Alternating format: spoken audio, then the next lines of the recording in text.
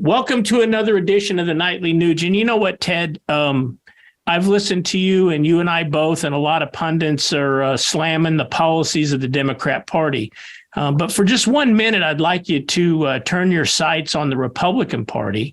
I was reading here some of the anecdotes from the 2022 midterms, and it appears that Mitch McConnell and Kevin McCarthy, both Republicans, House and Senate, redirected an amount of funds enough to kingmake, if you will, in certain elections.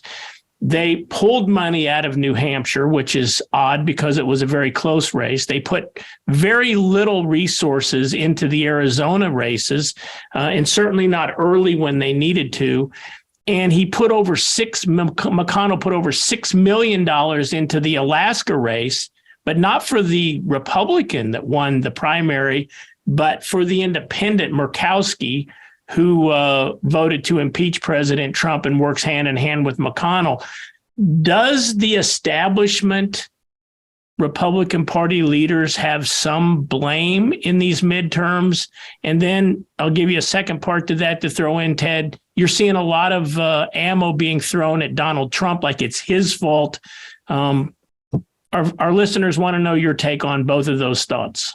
Well, there's three glaring suicidal scrambles going on. Number one is far too many conservatives don't participate. That's number one. Worse than communism, worse than Marxism, worse than liberalism, worse than anything you can imagine is apathy.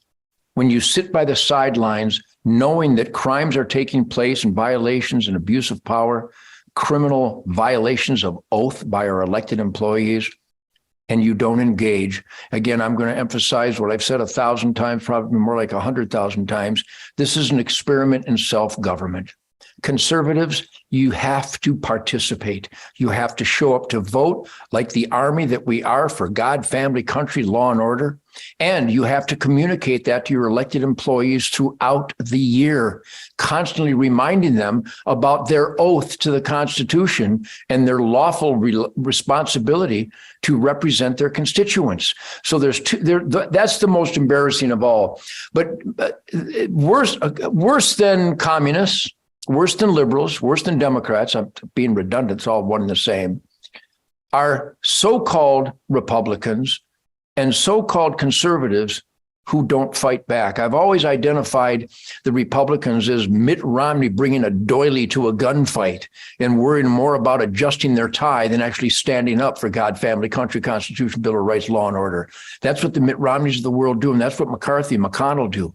That's what so many of these Republicans, and here in the state of Michigan, the Republicans have so much infighting that it's more like inbreeding. It's like spiritual political cannibalism going on. And Michigan is a shining, embarrassing example of that. Because again, I'm going to emphasize, in 1948, when I was born in Detroit, it was the arsenal of democracy, work ethic, God, family, country, being the best that you can be, neighborliness, being there for each other, pride of accomplishment. And now we've elected all Democrats who stand for open invasion of our country, the importation of chemical warfare from fentanyl through our borders, the giving of our gazillions of dollars in hard-earned tax dollars to the Ukrainian punks and the Ukrainian gangsters, and our military equipment that we spent trillions of dollars on for our military equipment. They gave it to the Taliban. I could go on. Everything the Democrat Party stands for is toxic to freedom. Everything the Democrat Party stands for is toxic to America. And where the hell are the Republicans? And again, we could name a dozen that are standing up. Chip Roy in Texas. Boy, he is a blood brother. Mark Robinson in North Carolina. Lauren Boebert, Marjorie Taylor Greene. Ron DeSantis is doing a damn good job. Kristi Noem in South Dakota.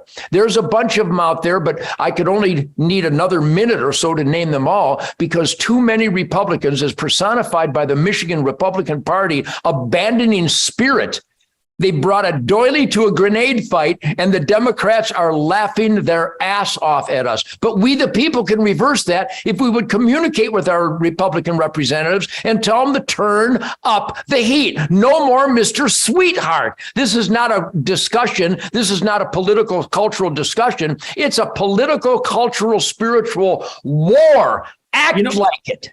You know what, Ted? I agree with you almost 99.9% on everything, but I'm going to take one point of disagreement with you here. I think the problem is both parties. I think we have these elite globalists that are being controlled by the industrial, military, congressional complex, Klaus Schwab, and the New Economic Forum, or whatever, the World Economic Forum, and George Soros and all these globalists, and it's Republican and Democrat alike.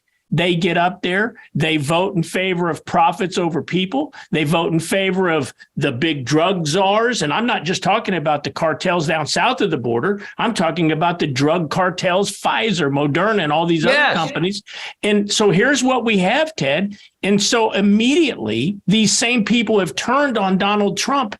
And, I saw Dave Chappelle, and I wanted to talk about this on our Friday free-for-all edition, but Dave Chappelle came out and said the one thing about Donald Trump was he came out of the House. He said, here's what all the rich people are doing. I used the loopholes, and he exposed them for what they were. And now everybody hates Donald Trump. I put that in quotes, air quotes, because we, the people, don't. After all this attack that Donald Trump had thrown on him after the elections, Ted, they did a quick poll thinking that Trump's popularity would be diminished. 60% of likely Republican voters would vote Trump. Only 10% Ron DeSantis. 7% of the dumbasses said they'd vote Mike Pence. I'd like to find those 7%. But why do you think, Ted, that the Democrats and the Republicans alike have turned on Trump like this? Well, because there is a deep state. There is a corrupt core of abuse of power and criminality in the United States government. It's been going on certainly since World War II. I think that I've seen a couple of documentaries lately that is just loaded with evidence that it started long before World War II. It started before World War I, where the giant industrialists saw that they could make more profit by supplying not just the American military with equipment, but by supplying the Nazis.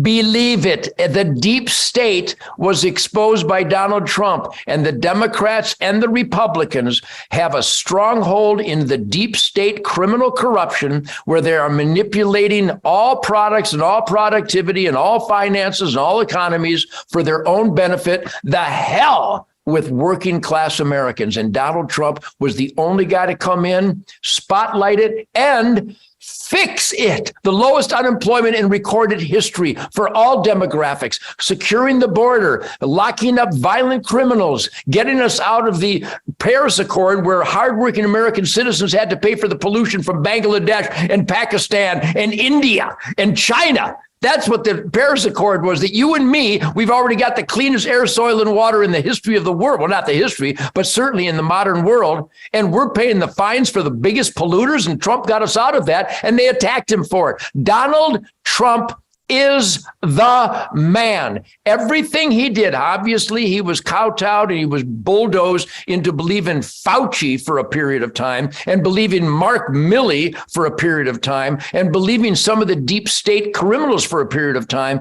But he was the only guy to spotlight cockroaches and actually stomp on them. I love Donald Trump. He is the answer for stopping the outrageous runaway criminal corruption and abuse of power, taking advantage of hardworking American families. Well said, Ted. Tomorrow night, I want to talk to you about some of the statistics from day of election voting and pre and mail-in voting. It's startling. Tomorrow night, right here, we'll get Ted's take on the nightly news, where there is absolutely no fake news. I got no fake nothing.